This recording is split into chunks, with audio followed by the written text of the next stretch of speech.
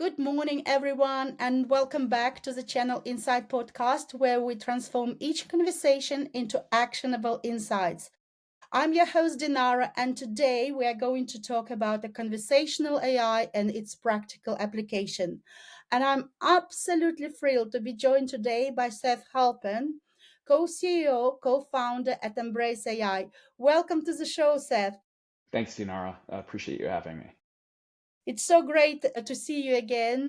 I know what Embrace AI is, but for the benefit of the audience, I would like you to expand a little bit and introduce yourself and tell us what is your go to market and such a wonderful name as well. I love the name because every time people say Embrace AI, we need to embrace AI, I think about you. It's so smart.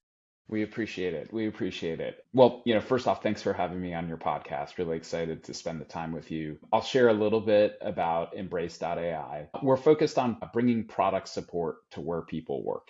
So what we found is in the B2B world, which is where myself and my co-founder have spent, more than 2 decades each, there's this need to connect end users, and those could be employees, they could be partners, they could be customers with better information about product solutions. And generative AI has really helped unlock the ability to tap into the knowledge that B2B companies have. Those companies can be in software, you've spent a good stretch, but also other B2B industries, real estate, business services, legal, where there are complex product offerings and generally a knowledge base of product content that could be unlocked with generative AI.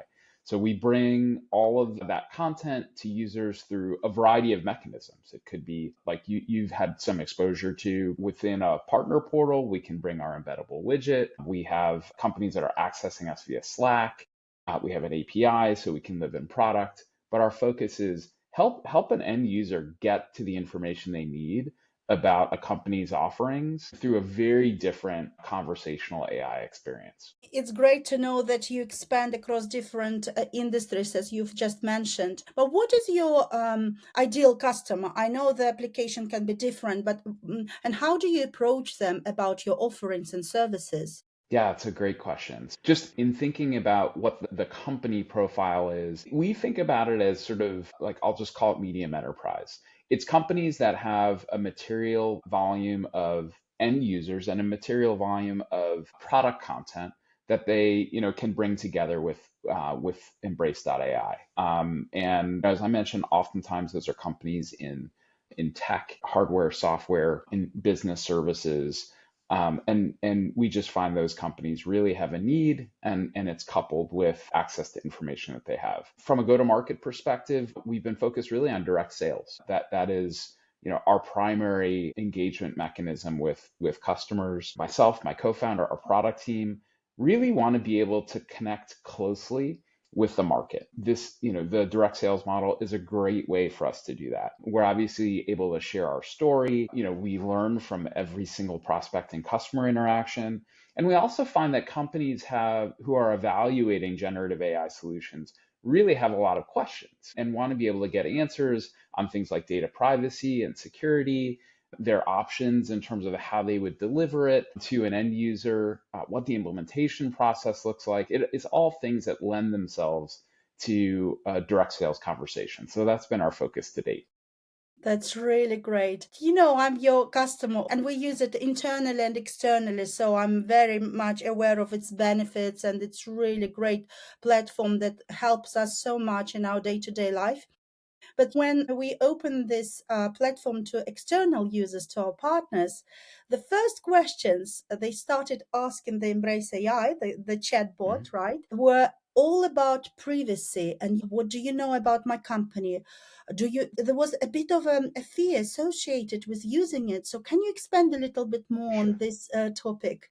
It's a conversation we have with every single potential customer of ours, and rightfully so. I think there have been real considerations since this sort of new modern generative AI era, which I think of simply as post ChatGPT, about how to maintain privacy of proprietary content. So you all place proprietary content into Embrace about your solutions specifically, and want to be thoughtful about how all that is managed. So, there's a number of things that we do to sort of build trust and confidence around this. So our focus to date, one, has been on leveraging product content. We're thoughtful about not bringing in sort of PII, a customer record, spend data. And generally, that is because of sort of extra concerns on the side of our customers who may not really want to share that. So it's information often about product capabilities, the solution set that they offer. So, I mean, that's one thing. We give our customers a great deal of control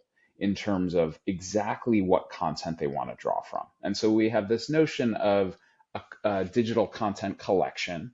And those collections are curated by our customers, can draw from a range of different sources, tap into a variety of file types, Word docs, slide decks, web content, spreadsheets, etc. So our customers can really choose exactly what content they'd like to draw from. And then we focused on architecting our solution for privacy and security from day one. As someone, both myself and my co-founder Derek, who both spent a long time in enterprise software at places like Workday, where data privacy and security were front and center to every conversation, we've built our platform with security and privacy in mind. So that means we have pursued and passed our SOC 2 Type 2 audit.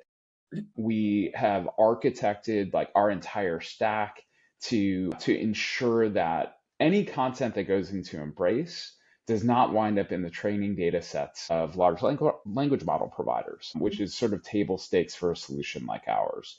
So what we found is this is a conversation we have in probably like 95% of our pursuits, but it's something we can get companies really comfortable with because of our SOC 2 Type 2, because of how we've architected our stack. We often will have conversations with CISOs, like chief information security officers, to get them comfortable with our approach. And, we have a real track record of being able to do that. That's great to know. And also, you mentioned that your go-to-market model is direct. Do you think that as you expand and grow, there is a potential to work through agencies, or is this platform and product only suitable for direct touch? Yeah, it's a great question. So I'll share that while our go-to-market is primarily through direct sales, we do have some budding, what I think of as channel relationships, right? And I think about these relationships as referring partners versus resellers, where they have relationships, they have expertise, they see need in the market for solutions like ours, and they bring us qualified prospects that can engage in the sales cycle with Embrace. Those partners can participate in the sales process as much as makes sense, but we lead that sales effort because our product is emerging, it's rapidly changing, and we really, I think, our customers would share that we have been a really strong partner of theirs. I think we have had a great partnership, with you throughout as an example, but that's been our approach across the board, where we really want to have a meaningful relationship. We want to get to know their business. We want to be there to make sure that they're wildly successful. And so we want to manage and own the selling process ourselves. But in a lot of, I always think like there is nothing like a warm introduction on the sales side. And so we have an approach in place with a handful of early channel partners to help with those introductions. And I could absolutely see scaling that over time. And as our offering continues to grow and mature, I could see that program evolving in different ways. But that's how we started. And by the way, like we've seen some real success around it. Like we've been able to land a number of customers through those relationships. And it's helped expedite the selling process because there's sort of vetting that happens on both sides through that approach. I'm with you on this because I think relationships are so important. I mean, that's how I source my guests for the podcast, from warm touch. So if you know someone who could be a great guest for my podcast, please let me know. I will give it some thought for sure. I'll be able to come up with someone. Thank you. So coming back again to the different use cases of conversational AI, has there been any surprising use cases where people wouldn't expect from a conversational AI? And maybe you can also share some outcomes of what people and customers get out of your solution? Totally. So, On the first front, it's been really interesting. We, in the last 4 or 5 months, have introduced the ability for our customers to build custom agents that behave in very particular ways based on the instructions that they've been given. And Embrace delivers a set of pre-built agents that we think are really relevant to common use cases to our customers.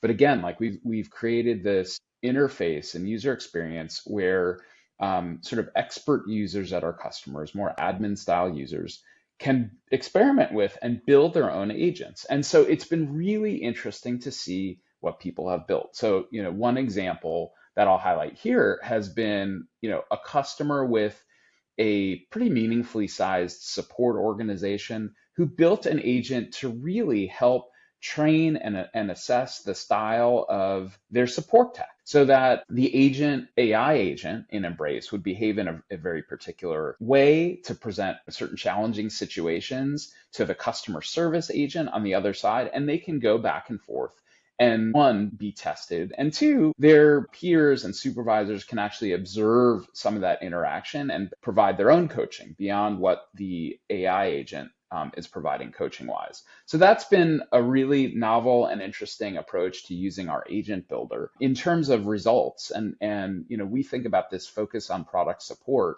and there are many opportunities around generative AI and its impact on go to market that I think will continue to build out over time. We think with product support, there's this really tangible business impact that can be had. Right. And that is you're connecting the desire of end users to be able to better self-serve. Right. So if I have a question, if I'm one of your channel partners and I have a question about a product, my preference is in probably in many cases not to want to email or pick up the phone and call somebody or open a ticket and wait for an answer. Like I probably want to have an answer right now because I'm Yeah. getting ready for a conversation with sort of one of my partners or an internal discussion. I'm looking for answers. And I think that's representative of the market, which is end users are interested in being able to self-serve more effectively. And to date, self-service has often been, and this is true, not just for you all, but for many companies that we engage with, it's a set of PDFs, it's articles that people need to read and digest. Self-service has not yet caught up to the technological capability. So there's this piece which is people want to be able to self-serve for a whole bunch of different reasons, be able to get answers, and we're helping to enable that. And then our customers benefit from that often in terms of being able to scale more effectively. I know you lead a lean and mean organization. And so, every partner question that you're answering around a particular product is less time working on perhaps like more strategic topics for the business. And so just giving scale, in some cases, being able to deflect tickets, like in certain businesses, certainly around support organizations. And we have a case study on our website, Embrace.AI, that talks about one of our customers, WP Engine, which is a company that provides WordPress hosting and technology for over 200,000 customers globally. They have been able to enable a self-service experience, which provides a 45% higher success rate now. So, their customers are able to go into the WP Engine product and get answers based on all of the knowledge content that WP Engine has that's being unlocked by Embrace, and it's led to almost a 50% reduction in tickets for them, which allows their support organization to scale in a meaningful way. They have 300 support techs. This allows that organization to scale and have them focus on really like the more complex issues and questions that come up that require deep technical understanding versus, how do I add a user, some of the more rote requests that come in from their customer base. So they've been a great example where they've gotten material business benefit and their customers have been asking for improved self-service. So it's a win on both sides. I bet it feels so great when you know that you've helped your customers to have such great results. But I'm sure you would agree with me that you operate in a very highly competitive market as well. So what is your secret sauce? How do you make sure that Embrace AI stand out?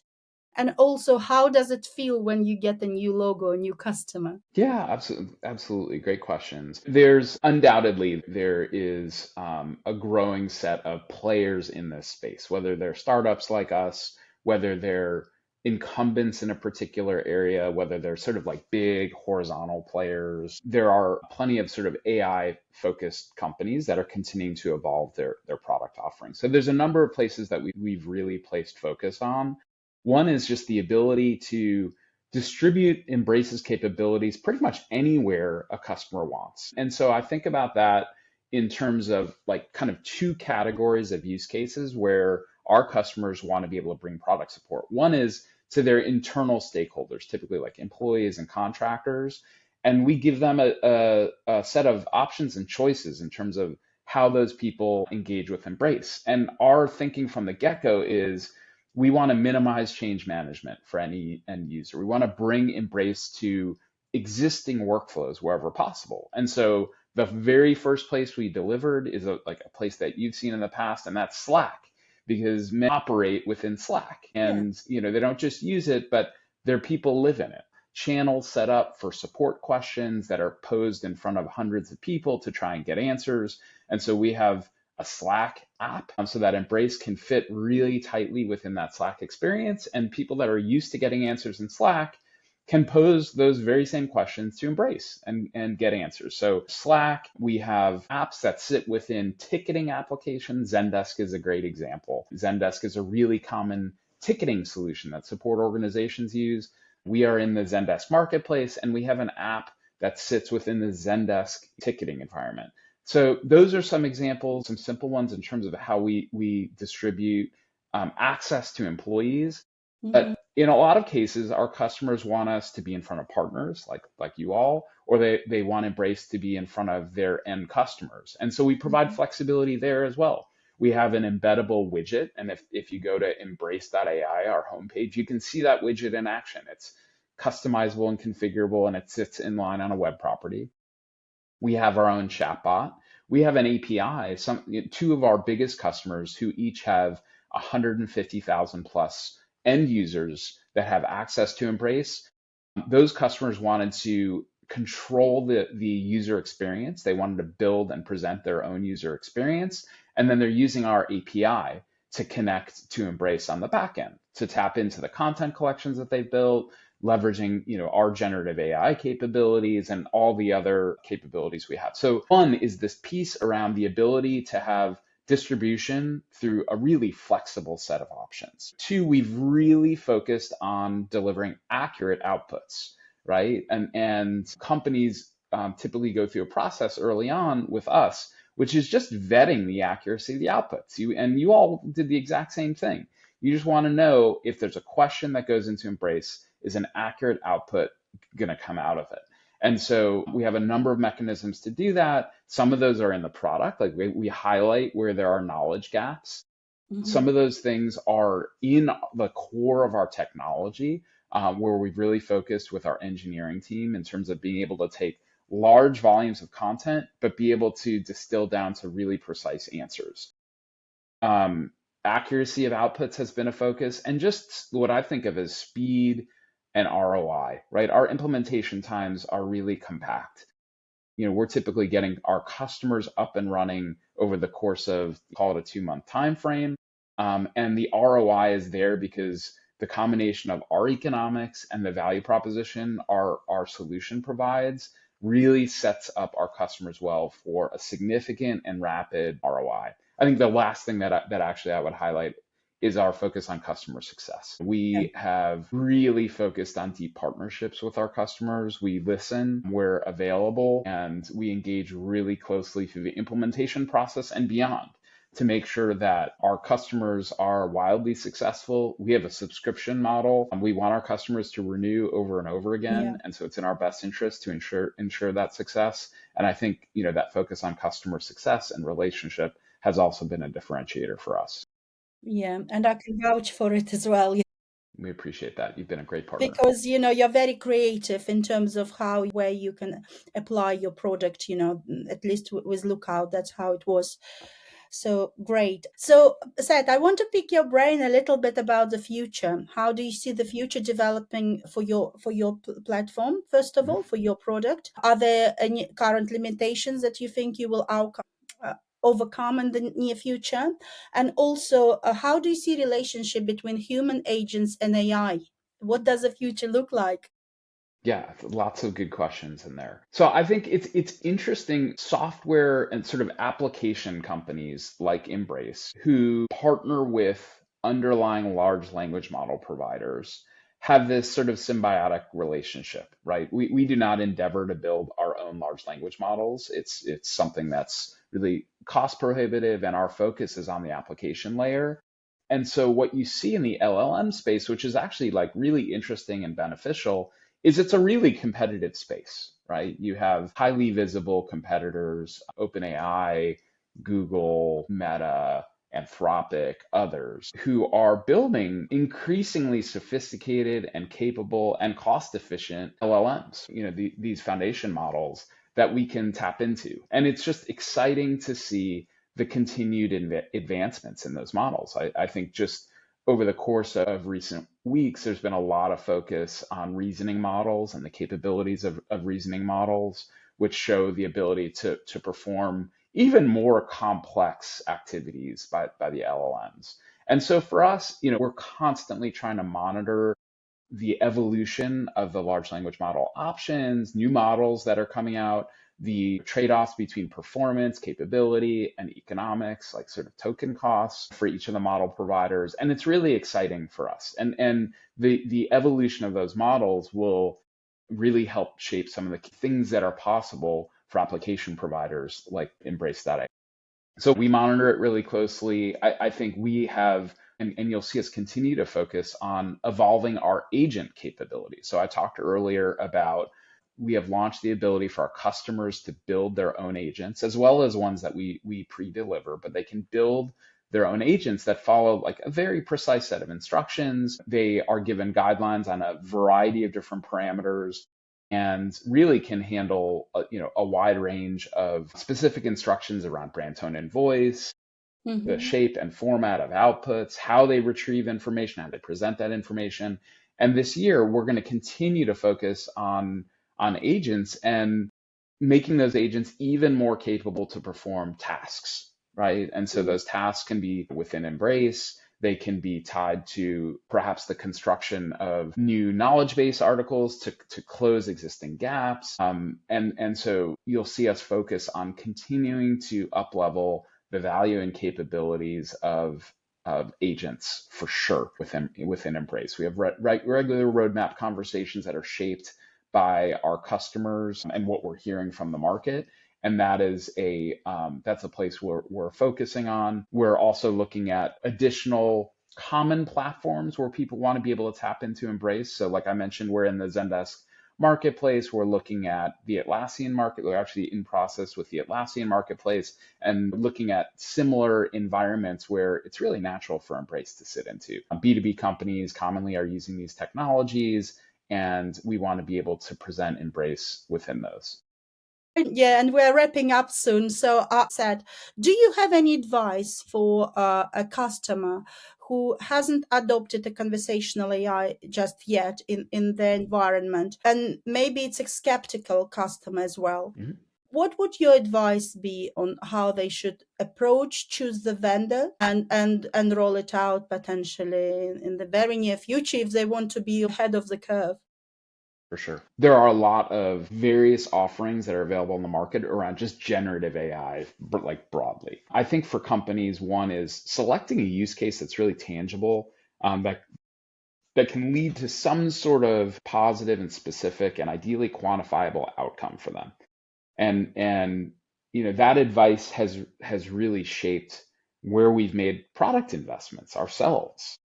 Is as somebody who's been really focused on our customer ROI, this product support use case is incredibly tangible. And so it may be some other item depending on your business and functional area, but for us and the companies that we engage with, being able to provide product support to their partners, to their employees, to their customers is something like you can really put numbers to. How many questions are getting asked? How many sort of requests or tickets are perhaps avoided? So I think those are some things to think through. And then find a place where you can just start. I think it's easy to sort of get concerned about the volume of options that are out there and then be slow out of the gate. You try something. Find ways where you can do some testing perhaps before you actually make a buying decision. Put your hands on the product, see the outcomes, have internal stakeholders test it. Ideally, Yeah. that's a mechanism. Check references around your vendor, talk to their customers, and learn from those experiences. That helps de-risk a purchasing decision. Those are a number of things, when considering like where to get started and with whom.